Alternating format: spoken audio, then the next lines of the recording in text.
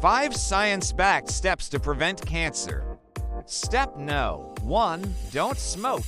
This one might seem obvious, but it's true. Smoking is responsible for about 30% of all cancer deaths. So, if you don't smoke, you're already ahead of the game. Step number 2. Eat a balanced diet.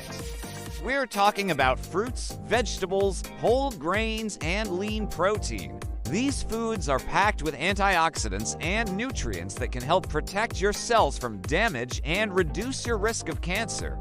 Step 3. Exercise regularly. We're talking about at least 30 minutes of moderate intensity exercise most days of the week. Exercise can help maintain a healthy weight, keep blood sugar levels in check, and reduce inflammation in the body. All of these factors can help prevent cancer. Step No. 4. Limit alcohol consumption. If you choose to drink alcohol, do so in moderation. That means no more than 2 drinks per week for women and no more than 14 drinks per week for men. Step 5. Get regular screenings and vaccines. This is especially important as you age. Vaccines can help protect against certain types of cancers, such as HPV-related cancers.